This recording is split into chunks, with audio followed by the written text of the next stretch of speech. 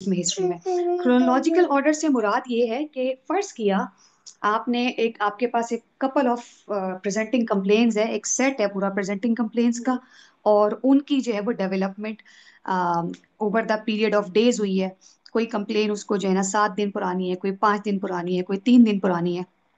तो ये presenting complain जब आप सुनाएंगे तो आप इसी तरीके से सुनाएंगे कि पुरानी कंप्लेन सबसे पहले होगी, फिर भाई 7 दिन पहले बुखार हुआ, बुखार ऐसा था, साइक्लिकल था, वो मतलब वो सारी चीजें भी मैं आपको कराऊंगी।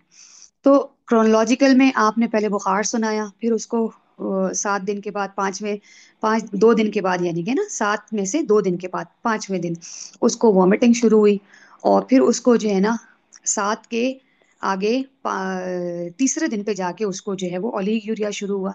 तो आपने इसी क्रोनोलॉजिकल ऑर्डर में सुनाना है।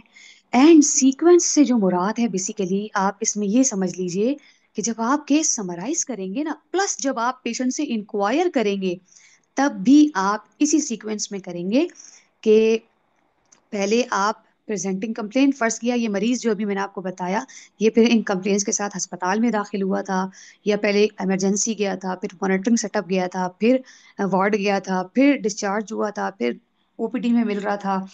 तो आपने जो है, आपको पता होना चाहिए कि किसी भी मरीज को डील करते हुए, जब हम अपनी क्लिनिक्स भी करते हैं, जब हम अस्पताल में भी देखते हैं, तो उसका सीक्वेंस यही होता है: हिस्ट्री लो, एग्जामिनेशन करो, फिर जो है वो लैब इन्वेस्टिगेशन करो, फिर मैनेजमेंट पे आओ। ठीक है, सो आपने सीक्वेंस भी कायम रखनी है। सही। जब आप presenting complain, history of presenting complain enquire करेंगे, तभी तब भी इसी सीक्वेंस में करेंगे कि history of presenting complain, then any significance on examination, यानी कि what was the blood pressure, what was the temperature, examination की बात करेंगे, how much was the pedal oedema, how much was the pulmonary oedema, ये enquire करेंगे। फिर आप जो है उसके बाद लैब्स पे आएंगे, अच्छा क्रेटेनिन क्या था, अच्छा अल्ट्रासाउंड क्या था, अच्छा बायोप्सी हुई थी।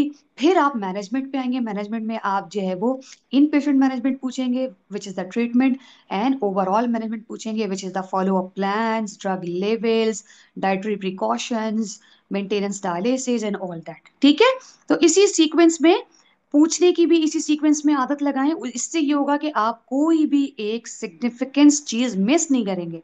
नहीं हो सकता कि आप कुछ मिस करें अगर आपकी सीक्वेंस सही होगी। ठीक है, और जब आप एग्जामिनर को सुनाएंगे ना, जब समराइज द केस वाली बात आएगी, तब आप सुनाएंगे भी इसी तरीके से। और आप यकीन करें, जब आप इस तरह से प्रैक्टिस करेंगे ना, आपको खुद भी बहुत मजा आएगा, और जब आप एग्जामिनर को सुनाएंगे, केस सुनाते हुए भी आपको बड़ा प्यारा लगेगा, उसको सुनते हुए बड़ा मजा आएगा, और एक चीज पकी पकाई एग्जामिनर के हाथ में मिल जाएगी।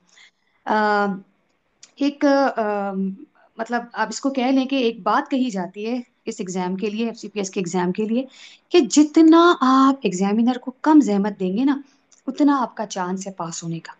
सही है। सो आपने केस को इतना खूबसूरत ब्यूटीफुली करके उसको आपने कुक करके एग्जामिनर को कम्युनिकेट करना है, कि एग्जामिनर को उसमें कुछ जरा भी अपना जहन लगाने की या मेहनत करने की का उसको जरूरत ना पड़े। ठीक है, वो जितना कम आपको इंटरप्ट करेगा, जितना आप उसको चीजें वाजे करके देंगे, सीक्वेंस में देंगे, ऑर्डर में देंगे, उतना जो है वो आपको पास करेगा इंशाल्लाह। ठीक है, अच्छा, और ये देखें मैंने इसको फिर हाईलाइट किया है कि must deliver all important information, because जो आपने उसको बताया नहीं, वो दरअसल आपने पूछा नहीं। ठीक है, ये जुमला अपने जहन में रखें कि जो आपने बताया नहीं, वो दरअसल आपने पूछा नहीं। राइट।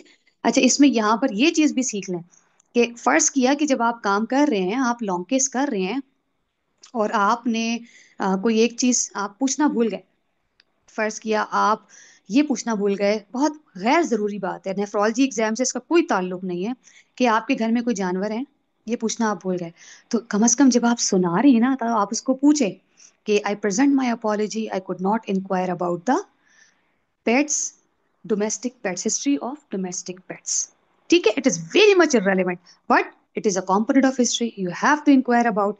लाइकवाइज अगर आप ट्रेवल हिस्ट्री भूल गए, और आपको लगता है कि आपके केस से ट्रेवल हिस्ट्री का दूर दूर तक कोई ताल्लुक नहीं है, कोई लेना देना नहीं है, लेकिन फिर भी आपने उसको सुनाना जरूर है। आपने कॉम्पोनेंट ऑफ हिस्ट्री, इस कॉम्पोनेंट ऑफ हिस्ट्री को टच जरूर करना है। आपने उसको बोलना है कि I present my apology, I am so sorry, I forget about enquiry of the travel history. ठीक है, तो इस तरह से करके आपने कवर करना है, but you have to cover it, you have to touch the relevant component of history, ठीक है।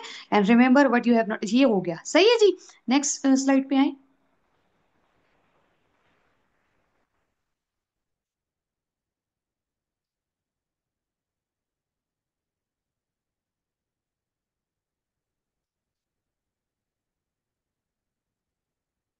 अच्छा, इसकी नेक्स्ट स्लाइड पे आए। अच्छा, ये देखिए जरा इस तस्वीर में क्या हो रहा है। ये एक इंसान बोल रहा है और दूसरा बड़े ही इत्मीनान से उसको जो है ना डॉक्यूमेंट कर रहा है, ठीक है। एक बोल रहा है और दूसरा सुन रहा है और उसको डॉक्यूमेंट कर रहा है। नेक्स्ट पे आए।